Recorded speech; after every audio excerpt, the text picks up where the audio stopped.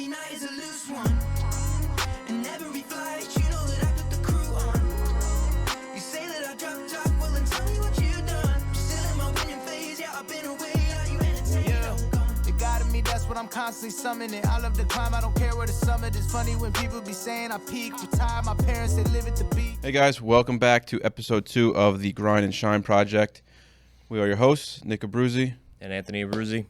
Today we want to talk about something that we're currently going through as a company. It's good problems. It's a problem that we're experiencing, but it's a good problem ultimately, and that's on needing to continue to grow the company to keep feeding the beast and the machine and the work that's coming in, and the demand for us to, provide solutions to our clients. But ultimately, we're just a little short-staffed and trying to figure out, how to really get through that. Yeah, I would say with the visions that we have for the company being as big as we have them, we want to grow, and we're making moves to grow immensely over the course of the next few months and granted over the course of the next few years. So we're going to be completely unrecognizable from where we are now to where we're going to be going. And, given that and the moves that we're trying to make, the increased workload on top of us and our team that's currently here is just, it's immense. And we're trying to, make sure that we don't suffer from people getting burnt out or missing deadlines on things, anything like that. So that's what we're kind of experiencing right now. And we're just going to use this as like trying to talk through it maybe. And like we said in the first podcast, these conversations that I wish that we had from being in the trucks and being on the job site that were between me and Nick, I wish that we had them. And this is kind of how they went. We're just like, oh, so how should we do this? How do we go about doing that? And hopefully we can provide some value with that. So that being said, I think some of the things that I'm coming up against that I think are a little bit frustrating currently is that being that we service a wide area and even wide area that we can drive to, and then beyond that geographically where we, not necessarily can't drive through, I'm constantly being pulled in a million different directions and trying to service everybody as best as possible and showing my face on every job site that I can. And I think that being a little bit wanting to do as best of a job as I can, I'm being pulled in a lot of different directions, and it's causing me to feel burnout in ways. And I think that that's just natural. We always go through that. And I know, that through getting more help, we can alleviate that. I know that you had that same thing going with the, on your end of things. Yeah, with the estimating portion of once we looked at the jobs, or before even we looked at the jobs, we needed to do flooring estimations of the project to see what we were up against and scope of work and all that. And yeah, I was handling that by myself until we got help, and definitely was experiencing overwhelm and burnout with that. But we've even experienced this. We're experiencing this now at a different and higher level, so to speak, than we did maybe 2 years ago, where we were still experiencing burnout and overwhelm, where we were in the field every single day, actually doing the work and getting the work done, and feeling like complete overwhelm and burnout because we were just doing 16-hour days back to back, and Saturdays, Sundays, and just Let's talk about that, how that has changed for us, when we first came on to where we are blessed to be at now. How we were, like you just said, our team has grown so much and their skill set has grown so much to where we are now. They allowed us to elevate out of being on every single job and now we're able to look into the future more, look up and out of the company and try and grow it from there. So if you want to talk about that a little bit. Yeah, I think that just comes down to, number one, I guess we're doing something right because most of our guys stick around for the long haul. Yeah, they've been around for a while.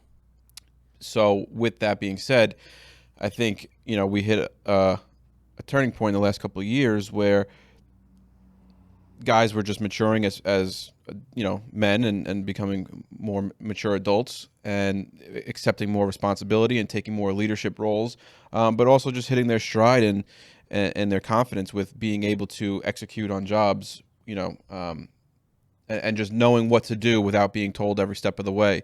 And for the first maybe year or two, it took some time to build that confidence, which is when we were like in the field with them, getting everything sorted out ourselves. But since then, they just really turned a corner for themselves professionally, and it's helped us alleviate, because that's also in part which has allowed us to look up and out rather than down and in on the company, so to speak. Yeah.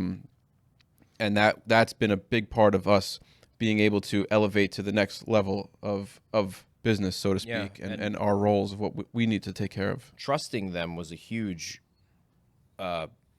turning point for us, I think, when we realized how good they were out of, for all the personal development that we do and everything like that. We're constantly reading and being coached and mentored.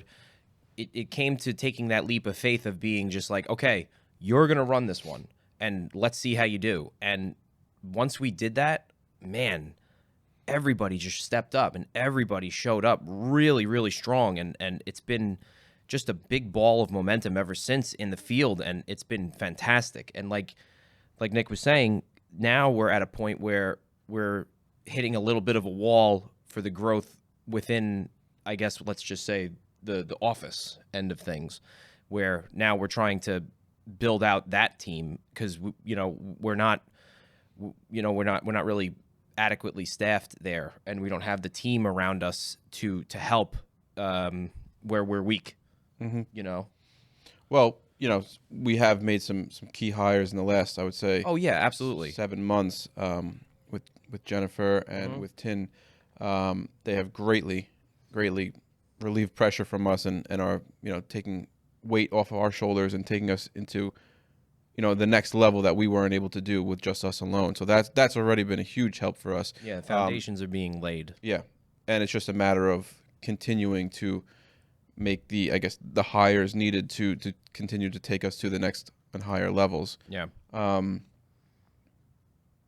But that also is where we're looking to, and I think that this should be said too. Everybody that we talk to, they're always experiencing, everybody always experiences the same kind of things in business. There's always like common themes, and I think this is a common theme that we're experiencing at a point where we are.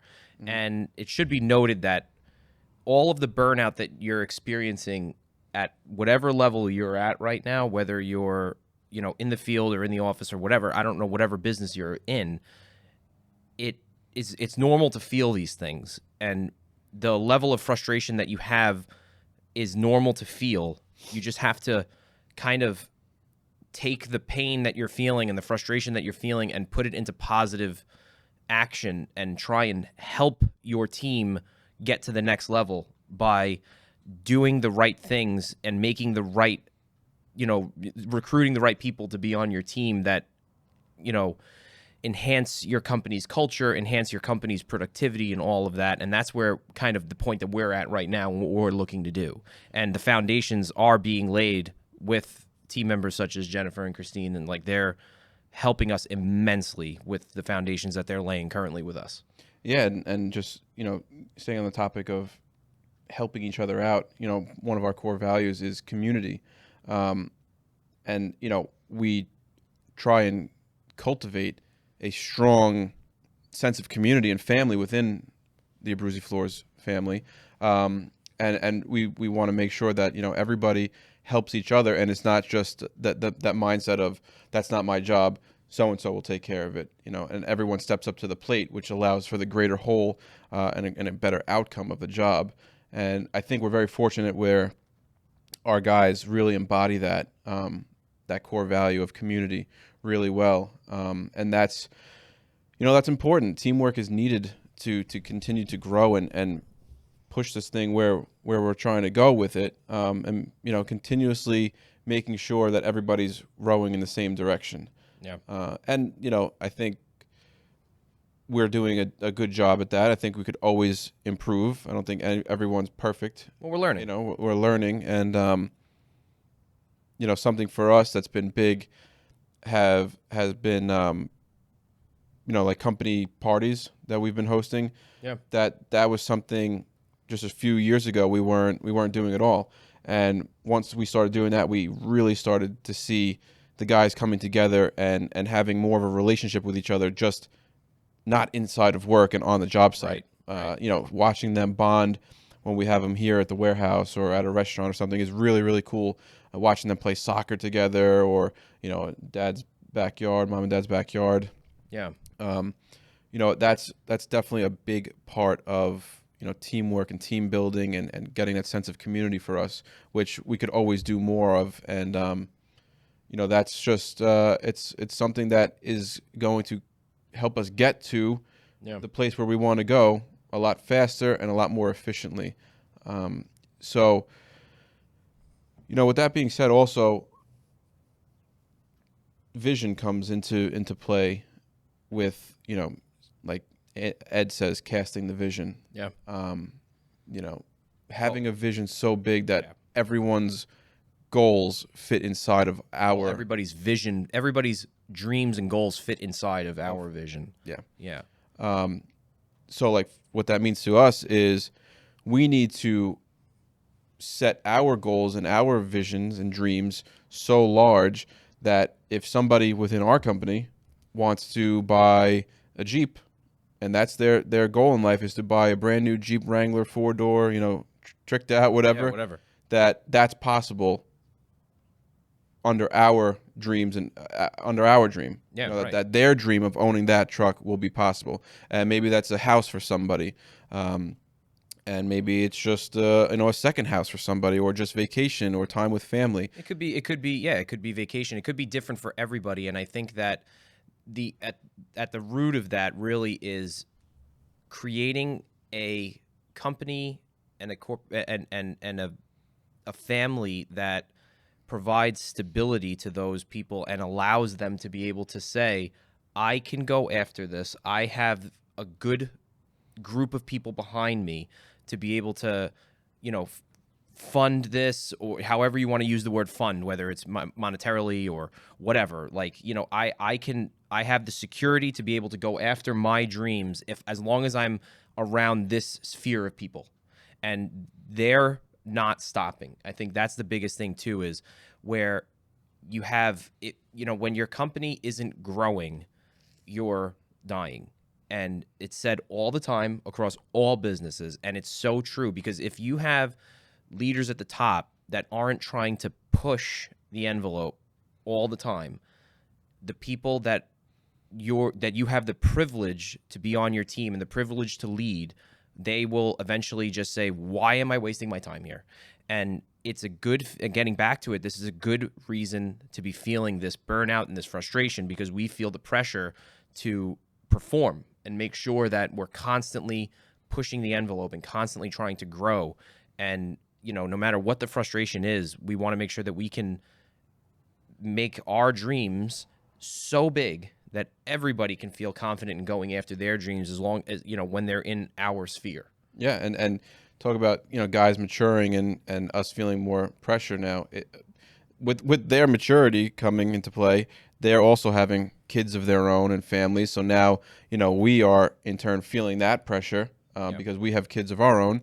And so we're going through it with them, and we know the pressure that comes along with just having your own kids.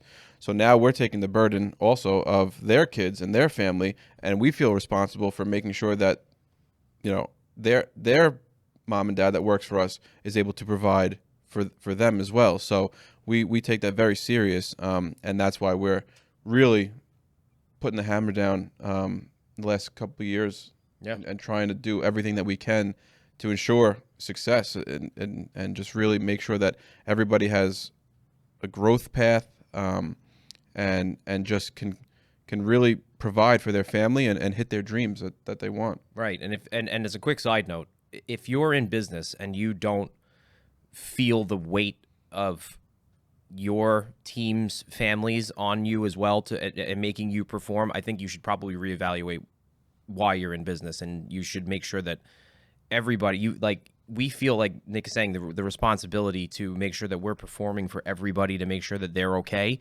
That's been a huge driving force for us, and it's something that everybody that's in business should take very, very seriously. I think from all of this, it makes me think about where we were and where we are now, being able to look back on that and see how much the work has increased, how the size of projects that we have increased, and also the scope that we're looking at to go into the future. That being said, I think that we're going to need to really continue on the path that we're going and make sure that we're fostering a great community of people that are already here, and like with that foundation, just keep going forward. And I would love to get your feelings on that as well, if you have any. Yeah. One thing that came into my mind as you're saying, like, keep going forward, is over the last few years, we've really been implementing more technology into the company, as far as like project management softwares, CRMs, ways to track our equipment, because we used to lose our pigtails, which are probably $300 a piece, and we have anywhere from 10 to 15 of them at any given time, scattered throughout the city. We would just constantly lose track of them and just lose them and have to make new ones, and just another $300 cost and expense that could have been solved. And we kind of sat down and figured out and put our brains to, like, how can we do these? How can we stop losing these pigtails and stop, not, it wasn't so much the expense, although that makes sense. It was more so the availability of when we needed them. Yeah. The demand is, hey, you need to drop this pigtail off at this job. And for those who don't know what a pigtail is, it's basically a 2 or 3 foot wire that gets wired into an electrical panel. It's a heavy duty cable. It gets wired into an electrical panel, usually a 3-phase breaker. So something like, air conditioning unit, a heating unit, a big stove. And then at the end of that 3-foot wire is a plug to our machines, our floor grinding machines, which then our floor grinding machine has a plug on that end, gets plugged into our pigtail connected to the electrical panel, and gives us the power we need. So with these pigtails, we need to have them installed by a licensed electrician in New York City. So we have to drop them off sometimes a week in advance before we even start the job, to make sure that an electrician is there to install it, and we have to the GC has to coordinate with the electricians, make sure that it lines up with their schedule. So sometimes, we're always scrambling, like, where's a pigtail, and we were coming across, like, we didn't have enough pigtails to go around, so because we were constantly losing them. So we came up with a system that allows us to keep track of the pigtails through technology, and that's been a game changer for us, because sometimes we'll leave a pigtail on a job site for a week or 2 weeks before we can get around to going to get it, and then honestly we just have forgotten about it, or it gets thrown away, and it's a waste. But now we're able to really keep tabs on all of them, and just keeps us more efficient and more readily available to drop these off to our clients, to have them installed and keep things on track.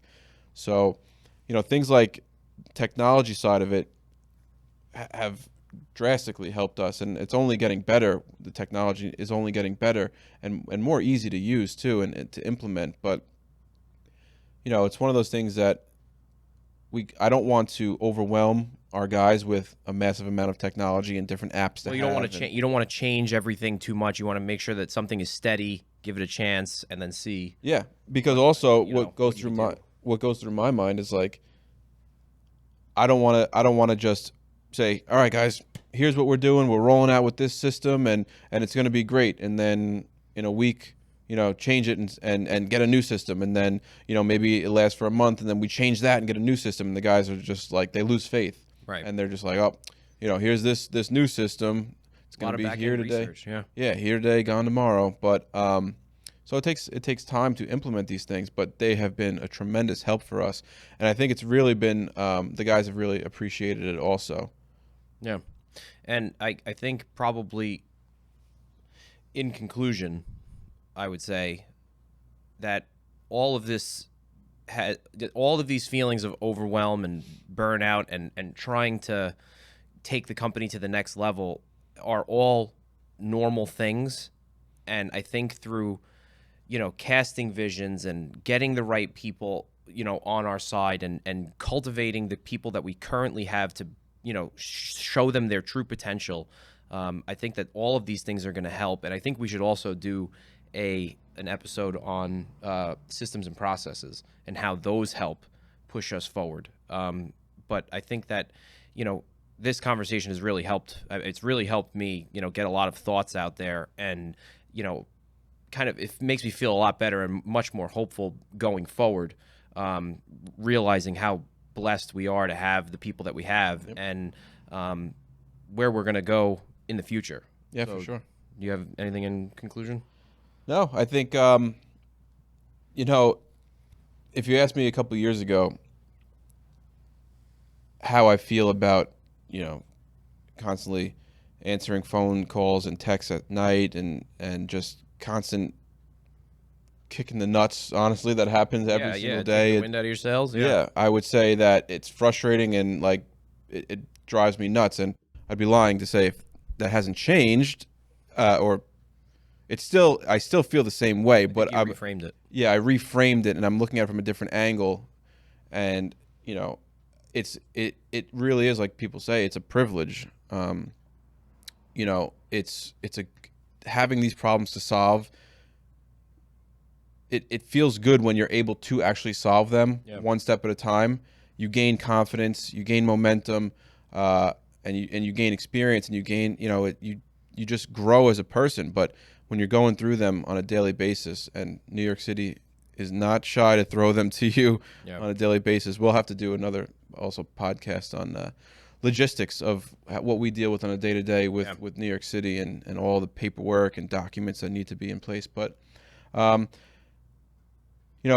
problems is a good thing. It means that things need to be solved and things have opportunities to be corrected and provide learning experiences for us. So, we're excited. We're excited to face what we have currently as a problem, overcome that, and then face the next thing that's a problem, overcome that, and just continue to rinse and repeat, really, for the next, whoever knows how many years, 40, 50, 60, 70 years that we're doing this for. Yeah, I agree. I think it's all about reframing it, making sure that you understand that the pain that you're going through is going to get you to the next version of yourself. So, all right. That being said, that's episode 2. Thanks for listening, and thanks for watching. And if you can, please feel free, share this out, get the message out there. Thank you all very much, and we'll see you next time. Thanks, guys.